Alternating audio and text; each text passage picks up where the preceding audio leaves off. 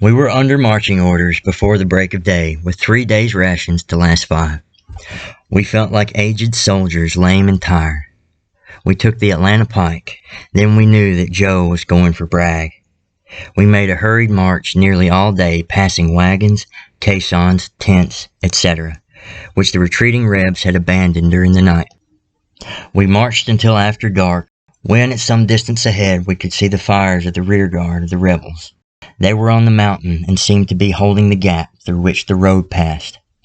Hooker is going to flank them. We crossed the Chickamauga Creek as we entered Ringgold. The rebels were firing from the mountain with artillery. We had none to reply. The 1st Brigade were ordered to the left to form line of battle and to charge the ridge. Terrible order, but we must obey. Brave Creighton of the 7th came along the line and said, "Boys, remember, you are the 1st Brigade. Go right up that hill. Never stop. We advance!" Coming to a rail fence, each man pushes against it and we are over it. We reach the base of the mountain, and with rifle in one hand and the other to assist in climbing, we rush with a yell up the mountain, passing through the broken line of one of Osterhaus's brigade that had been repulsed. On we went, fearless of death, until the men sank down exhausted. We opened upon the rebels with a fearful volley which seemed to cause them to waver, for we could see their officers spring up from behind their breastworks and wave their swords as if rallying their men. We raised up to renew the charge, a cheer running along our lines. We did advance, but only to meet death more certain. Many a good fellow in the 1st Brigade had fallen, not to lay where they fell, but wounded and dead rolled together down the steep, rocky soil of the mountain. I saw poor Fithian when he was struck. He had just spoke to me about his gun. It would not go off. The ball struck him in his side. He dropped his rifle. I saw that I could not reach him.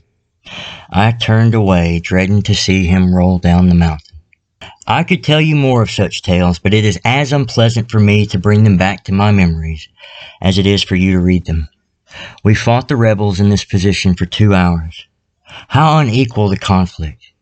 We could scarcely see the enemy, who were concealed behind breastworks, while we stood exposed to their murderous fire. The 7th Ohio next on our left began to fall back. I knew we must go soon, for we could keep up but a feeble fire against the enemy.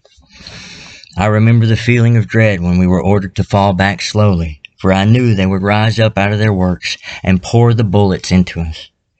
Down we went, half sliding, catching the trees and holding on to bushes, frequently passing men wounded or dead that had lodged against a rock or tree.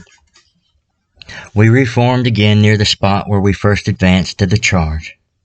The rolls were called, and many who were present in the morning never would answer again.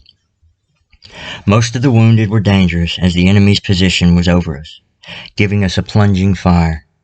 Knapp's battery came up on a double quick for 5 miles. When they opened on the rebels, it was with their usual telling effect. They, with the assistances of a strong flanking column coming up on the other side, put the rebels to flight.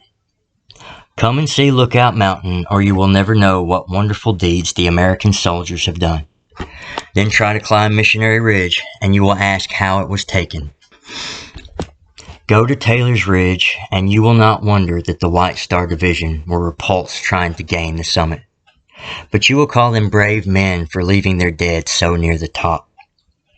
I am told that it was a mistake in ordering us to storm the ridge, but it is too late. Now the bravest men in our brigade are gone. Colonel Creighton and Crane of the 7th Ohio were sacrificed. I experienced more fear and dread at Taylor's Ridge than at either Chancellorsville, Antietam, or Gettysburg.